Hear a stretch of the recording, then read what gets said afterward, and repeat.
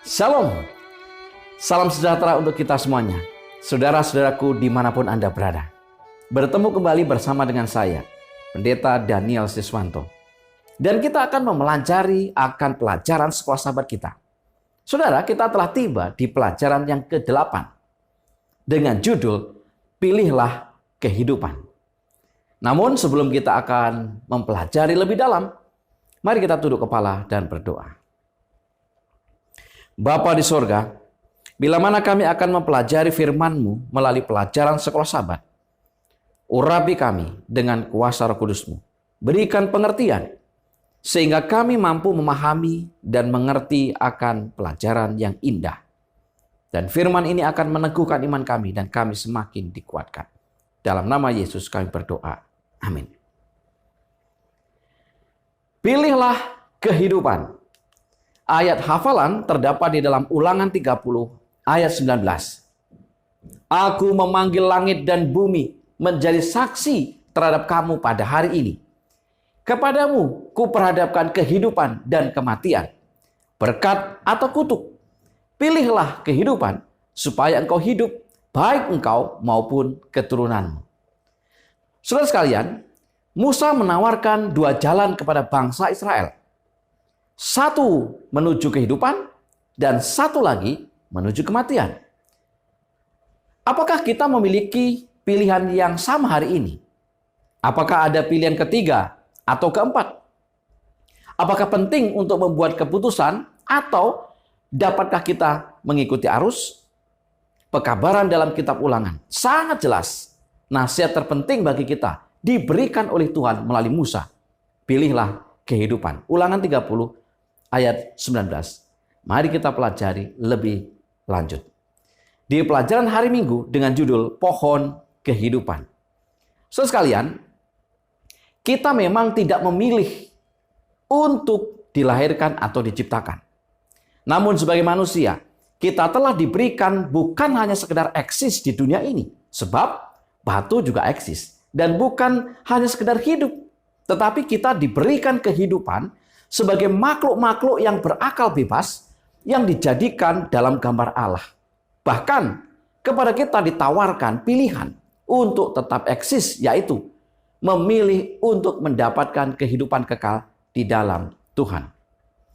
Berdasarkan Kejadian 2 ayat 8 sampai dengan 9, demikian juga ayat 15 sampai dengan 17, atau Kejadian 3 ayat 22 sampai 23. Kepada Adam dihadapkan dua pilihan berhubungan dengan eksistensinya, yaitu pertama, kehidupan kekal, yaitu kehidupan dari awal yang seharusnya kita miliki. Yang kedua, kematian kekal, yaitu kembali kepada ketiadaan di mana kita pertama kali berasal. Memilih merupakan hak prerogatif Adam atau manusia yang Tuhan berikan. Membuat pilihan akan menentukan nasib umat manusia. Di Taman Eden, Tuhan menumbuhkan pohon kehidupan serta pohon pengetahuan tentang yang baik dan yang jahat. Adam diberikan kebebasan untuk menentukan pilihan. Perintah yang diberikan sangat jelas, sayangnya Adam memilih pohon pengetahuan tentang yang baik dan yang jahat. Akhirnya Adam kehilangan akses kepada pohon kehidupan. Pena inspirasi Ellen G. White dalam bukunya Alpha dan Omega jilid 8 halaman 560 mengatakan, di tengah-tengah Taman Eden itu tumbuh pohon kehidupan yang buahnya mempunyai kuasa untuk mengekalkan hidup. Seandainya Adam tetap menurut kepada Allah, ia akan terus bebas datang kepada pohon ini dan akan hidup selamanya.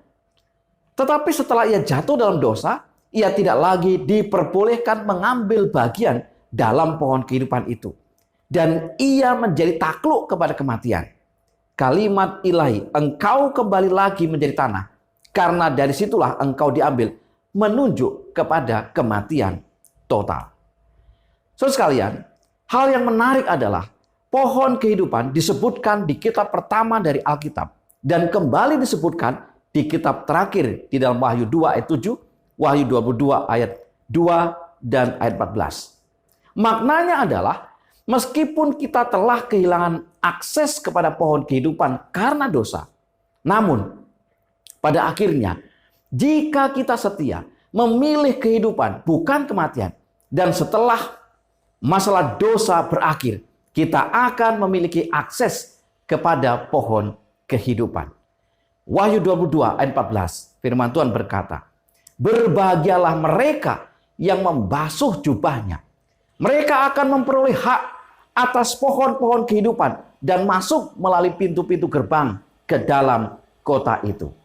Di pelajaran hari Senin, tidak ada jalan tengah. Di sepanjang Alkitab, kita menemukan bahwa kepada kita dihadapkan pada dua pilihan dan kita harus memilih salah satu di antaranya. Contohnya, pertama, percaya atau menolak Yesus yang menyediakan hidup yang kekal, Yohanes 3:16. Yang kedua, di dalam bahtera selamat atau di luar bahtera binasa, Kejadian 7 ayat 22 sampai dengan 23. Yang ketiga, upah dosa maut atau karunia Allah hidup kekal, Roma 6 ayat 23. Yang keempat, keinginan daging adalah maut atau keinginan roh adalah hidup dan damai sejahtera, Roma 8 ayat 6. Yang kelima, memiliki anak artinya memiliki hidup atau tidak memiliki anak artinya tidak memiliki hidup, 1 Yohanes 5 ayat 12. Dan yang keenam, mendengarkan perkataan Yesus dan melakukannya atau mendengarkan perkataan Yesus dan tidak melakukannya. Saudara sekalian, pada waktu terakhir nanti, sebelum pertentangan besar itu benar-benar berakhir, dosa, setan, kejahatan, ketidakmenurutan, dan pemberontakan akan diberantas. Alkitab tidak memberikan pilihan-pilihan lain kecuali dua pilihan. Masing-masing kita secara individu akan mendapatkan hidup. Apakah hidup kekal? Yaitu yang Allah rencanakan sejak awal sebelum penciptaan dunia ini untuk kita miliki, atau kita akan menghadapi kematian kekal, yaitu hukuman kebinasan kekal selama-lamanya, dijauhkan dari hadirat Tuhan dan dari kemuliaan kekuatannya. 2 Tesalonika 1 ayat yang ke-9. Apa yang akan menjadi nasib kita pada akhirnya? Itu tergantung pada pilihan yang kita buat sendiri. Tidak ada jalan tengah. Buatlah pilihan yang terbaik.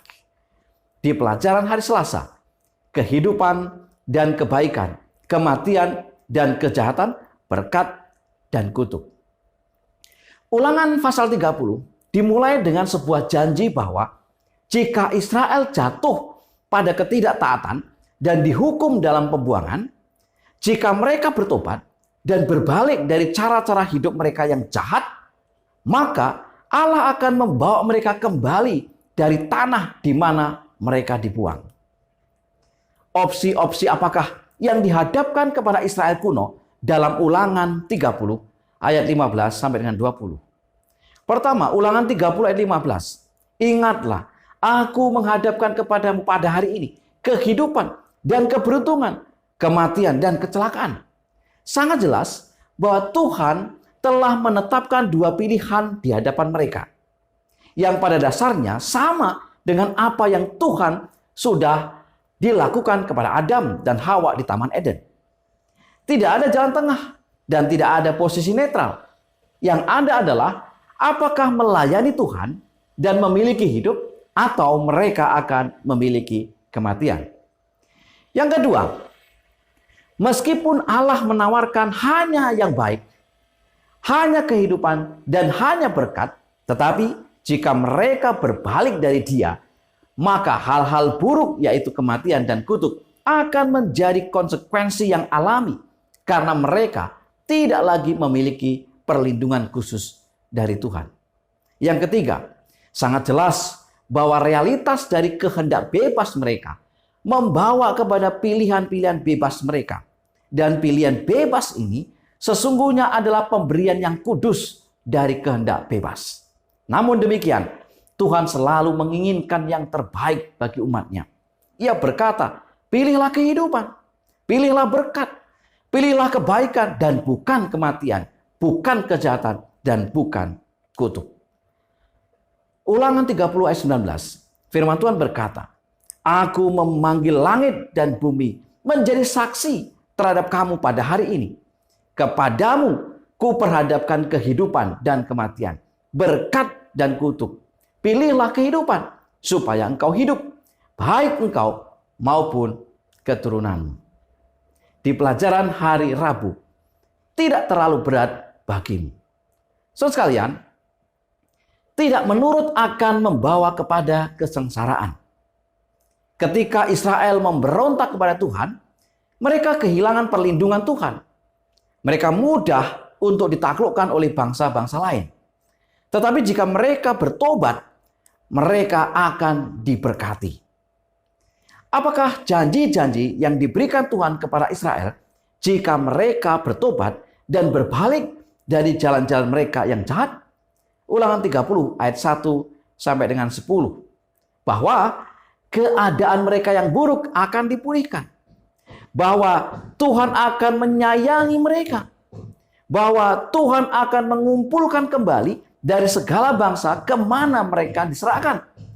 Bahwa Tuhan akan membawa mereka kembali ke tanah air mereka. Bahwa Tuhan akan memperbarui hati mereka dan keturunan mereka. Dan mereka akan mengasihi Tuhan dengan segenap hati dan dengan segenap jiwa. Bahwa segala sumpah serapah dari musuh-musuh mereka kepada mereka akan dibalikkan Tuhan kepada musuh-musuh mereka. Dan bahwa Tuhan akan melimpahi mereka dalam segala pekerjaan, dalam buah kandungan, hasil ternak, dan juga hasil bumi. Mengapa tidak ada alasan bagi Israel untuk tidak menurut akan segala perintah Tuhan? Ulangan 30 ayat 11 sampai dengan 14. Karena Tuhan tidak sedang meminta mereka melakukan sesuatu yang terlalu berat untuk dilakukan. Karena perintah Allah itu tidaklah terlalu sulit atau misterius bagi mereka untuk dimengerti. Karena perintah itu bukan juga terlalu jauh dari jangkauan mereka untuk digapai. Karena perintah itu bukanlah juga sesuatu yang berada di langit, sangat jauh sehingga seseorang harus mengambilkannya bagi mereka. Karena perintah itu bukanlah juga ada di seberang lautan, sehingga seseorang harus membawakannya bagi mereka. Tetapi firman Tuhan berkata di dalam Ulangan 30 ayat 14, tetapi firman ini sangat dekat kepadamu, yakni di dalam mulutmu dan di dalam hatimu untuk dilakukan. Artinya, engkau mengetahui perintah dengan cukup baik, sehingga engkau bisa mengucapkannya. Dan perintah itu ada di dalam hatimu, sehingga engkau harus melakukan hal itu. Rasul Paulus dalam Roma 10 ayat 6 sampai dengan 10 merujuk pada ayat-ayat di ulangan ini sebagai contoh pembenaran oleh iman. Tetapi kebenaran karena iman berkata demikian. Jangan katakan di dalam hatimu, siapakah akan naik ke sorga? Yaitu membawa Yesus turun, atau siapakah akan turun ke jurang mati? Yaitu untuk membawa Kristus naik dari antara orang mati. Tetapi apakah katanya? Ini, firman itu dekat kepadamu, yakni di dalam mulutmu dan di dalam hatimu. Itulah firman iman yang kami beritakan. Sebab jika kamu mengaku dengan mulutmu bahwa Yesus adalah Tuhan dan percaya dalam hatimu bahwa Allah telah membangkitkan dia dari antara orang mati, maka kamu akan diselamatkan. Karena dengan hati orang percaya dan dibenarkan, dan dengan mulut orang mengaku dan diselamatkan. Saudara sekalian, jadi jika oleh kasih karunia dan oleh iman mereka memiliki kehidupan dan mereka akan memperolehnya, maka itu pun tidak berbeda dengan kita saat ini. Di pelajaran hari Kamis, sebuah pertanyaan tentang penyembahan. Inti dari hubungan perjanjian antara Tuhan dan bangsa Israel adalah penyembahan. Apa yang membuat mereka berbeda dari dunia di sekeliling mereka adalah bahwa mereka sebagai sebuah bangsa yang sedang menyembah Allah yang benar, yang berbeda dari dewa-dewa dan dewi-dewi palsu dari dunia kekafiran. Apakah amaran yang diberikan kepada Israel sebagai umat Allah dalam hal penyembahan?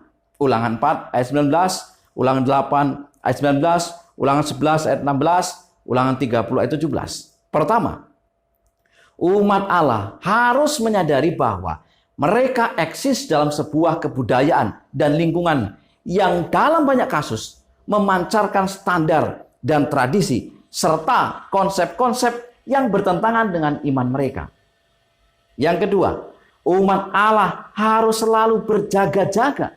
Kalau tidak, cara-cara dunia dengan berhala-berhala mereka dan ala-ala mereka akan menjadi pusat penyembahan kita juga. Yang ketiga, umat Allah harus mengetahui bahwa Allah kita adalah Allah yang cemburu. Dan Dia sendiri sebagai pencipta dan penebus layak untuk menerima penyembahan kita. Dalam hal ini juga, tidak ada jalan tengah.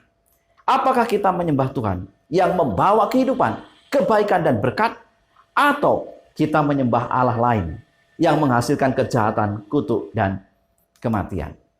Pertanyaan berikutnya adalah, apakah yang menjadi amaran bagi umat Allah di zaman akhir? Wahyu 13 ayat 1 sampai dengan 5, Wahyu 14 ayat 6 sampai dengan 12.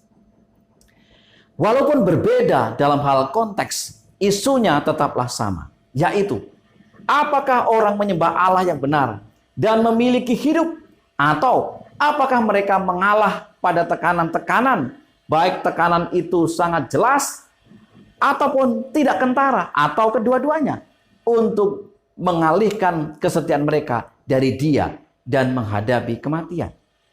Yang berikutnya, Allah tidak memaksa bangsa Israel kuno untuk mengikuti Dia serta menyembahnya. Demikian juga Dia tidak ingin memaksa kita untuk menyembah Dia. Setiap orang harus membuat pilihannya sendiri. Setiap orang harus bertanggung jawab atas pilihannya sendiri. Namun, harus dipahami bahwa pilihan yang dibuat akan menentukan nasib pada akhirnya. Wahyu 14 ayat 6 sampai dengan 7. Dan aku melihat seorang malaikat lain terbang di tengah-tengah langit, dan padanya ada Injil yang kekal untuk diberitakannya kepada mereka yang diam di atas bumi, dan kepada semua bangsa dan suku dan bahasa dan kaum. Dan ia berseru dengan suara nyaring, takutlah akan Allah dan muliakanlah Dia, karena telah tiba saat penghakimannya. Dan sembahlah Dia yang telah menjadikan langit dan bumi dan laut dan semua mata air. Saudara sekalian, sebagai kesimpulan pelajaran sekolah sahabat kita, yang pertama, meskipun kita telah kehilangan akses kepada pohon kehidupan karena dosa, namun pada akhirnya, jika kita setia memilih kehidupan bukan kematian, dan setelah masalah dosa berakhir, kita akan memiliki akses kepada pohon kehidupan. Yang kedua, apa yang akan menjadi nasib kita pada akhirnya, itu bergantung pada pilihan yang kita buat sendiri. Tidak ada jalan tengah. Oleh sebab itu, buatlah pilihan yang terbaik. Yang ketiga, Allah menawarkan hanya yang baik, hanya kehidupan, dan hanya berkat. Tetapi jika mereka berbalik dari Dia, maka hal-hal buruk, yaitu kematian dan kutuk, akan menjadi konsekuensi yang alami. Karena mereka tidak lagi memiliki perlindungan khusus dari Tuhan. Yang keempat, perintah Allah tidak terlalu berat, karena sudah ditaruh di dalam mulut dan di hati kita. Hanya diperlukan iman untuk menerima, percaya, dan melakukannya. Pembenaran dari Allah akan menjadi bahagian kita. Yang kelima, Allah tidak ingin memaksa kita untuk menyembah Dia. Setiap orang harus membuat pilihannya sendiri. Setiap orang bertanggung jawab atas pilihannya sendiri. Namun, harus dipahami bahwa pilihan yang dibuat akan menentukan nasib pada akhirnya. Itulah pelajaran sekolah sahabat yang bisa saya berikan. Kiranya boleh menjadi berkat bagi kita. Namun untuk mengakhiri akan pelajaran ini, mari kita tunduk kepala dan berdoa. Bapa di surga, terima kasih untuk setiap pertolongan Tuhan. Terima kasih untuk Roh Kudus Tuhan yang akan memberikan pengertian, hikmat, sehingga kami akan mampu memahami setiap firman pelajaran sekolah sahabat ini. Berkati akan umat-umat Tuhan dimanapun mereka berada. Terima kasih ya Tuhan. Dalam nama Yesus kami berdoa. Amin. Saudara-saudaraku yang kasih Tuhan, sekali lagi, biarlah kita lebih tekun untuk belajar sekolah sahabat kita. Dan dengan demikian, kita senantiasa diberikan kekuatan, hikmat, akal budi, dan iman kita semakin bertumbuh. Selamat belajar, selamat sahabat, Tuhan memberkati.